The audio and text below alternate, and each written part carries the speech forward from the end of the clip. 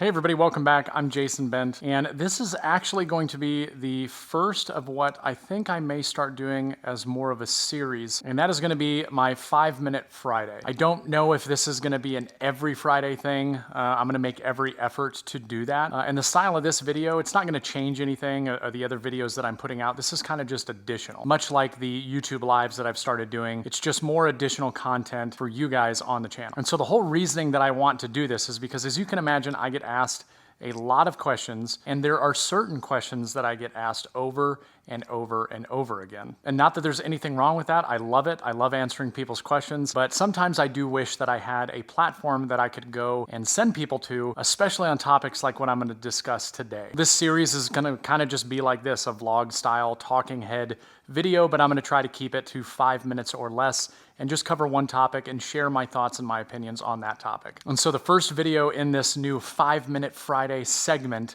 is going to be related to what tool you should buy next. Without a doubt, this is one of the questions, probably in the top 5 of all the questions that I get. And so here are my thoughts on this. And I tell people the same thing every single time. It is impossible for somebody to tell you what tool you need next, especially when we don't have any context, what it is that you do, what you build, what size your shop is, all of these different things. And so the reason why I bring that up is because it is such an impossible question to answer, because it is completely dependent on what you do, what your situation is, and what you really need. When somebody says, hey, I have X, Y, and Z, what do I need to get next?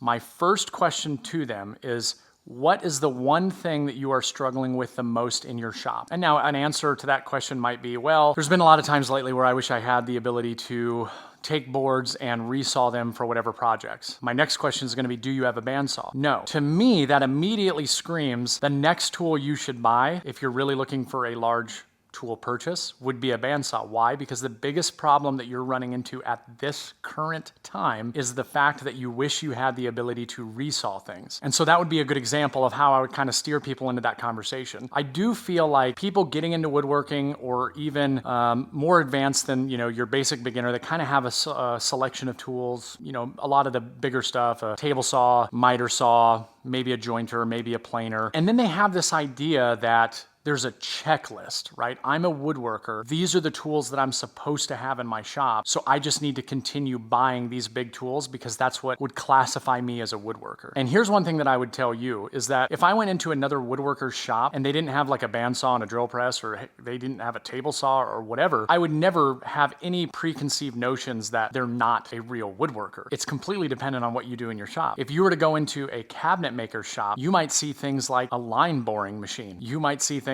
like a sliding table saw, full-size pneumatic pocket hole machine.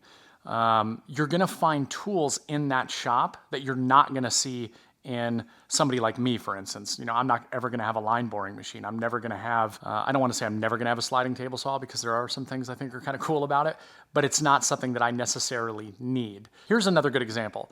Let's say that your whole business is building epoxy river tables with steel bases. You're going to be able to get by with very minimal tools that other shops would need. If that would be you in this situation and you were to ask me what the next tool you should buy, it would be completely different than somebody who is in a cabinet making business, or somebody that is in a box making business, or somebody that only builds cutting boards. So please, everybody that's trying to wrap their head around, like, I feel like I must buy this thing because if I don't have it, I'm not a real woodworker. I'll tell you what, I have a drill press and I have a bandsaw. And I'm saying all these things coming from the perspective of, I used to do that. There are tools in my shop right now that are in my shop because when the time that I bought them with that idea in my mind. I've got X, Y, and Z. Now I have to have this because this is a woodworking tool that needs to be in my shop. I have a drill press, and if it went away today, I would totally be able to get by. I have a drum sander. If it went away today, I would totally be able to get by. I have a bandsaw. I am starting to use my bandsaw a lot more, but from the time that I bought it until I'd say about the last 6 months, I could have waited until 6 months ago to buy it. But instead, I've had it for a very long time, and most of the time it's just sat around because it's not a tool that I needed for what I was doing very often. But I'll tell you what, I walked into a store, I knew that that was a big tool that I didn't have. I saw a sale, I ended up buying it, and that's how I ended up with a bandsaw. Another really good example of this would be router bits. You know, I would never encourage somebody to go out and buy one of these 50-piece router bit sets that has every profile ever imaginable in it, just to have it because you need the bits. Because I promise you, you're probably only going to use about 7 of them, right? There are about 7 to 10 very basic router bits, and there are companies out there that sell good small router bit sets that come with those, but that's going to be the majority of the things that you use. But let's say that I'm on a project and it calls for, you know, a Roman OG bit because the customer wanted that profile.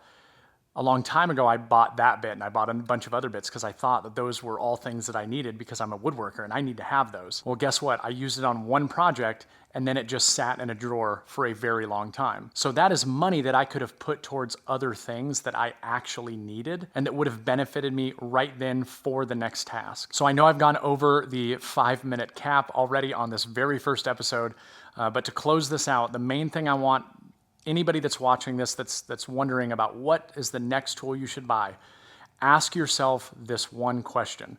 What tool is going to immediately make an impact on what I'm doing right now? And whatever that is, that should be the next tool that you buy, not something just because it's on a checklist and you think you need to have it to be a woodworker. And the funny thing is what you'll notice is if you start to plan your purchases this way, what I have found is it actually allows me to not only have a better equipped shop with a lot more of the smaller things that I know are going to help me on a daily basis and in future projects, but when I was buying the tools that were going to help me for the job at hand, it over time started to make me more efficient, which allowed me to build more projects, which allowed me to learn more, to get better with my skills, to generate more income, which then led to some of the bigger tools that maybe I wanted to upgrade to at that point. So anyways, I know I went over the 5 minutes. I apologize, but I think that this is going to be a pretty cool segment. If you guys have suggestions or other things that you'd like me to do this style of video on, please let me know. I'm going to end up making a playlist of all of these. And when people ask questions, I could say, hey, go check out my 5-minute Friday video that I did on, you know, whatever the topic is. And this is just me, unscripted, talking to you guys and sharing some of the most common things that I get asked and some of the most common conversations that I have. So anyways, that is it. Hopefully next Friday we'll have another one of these. But be sure to let me know what you think in the comments down below. And until next time, get out in the shop, try something new, and I'll see you in the next video. Thanks.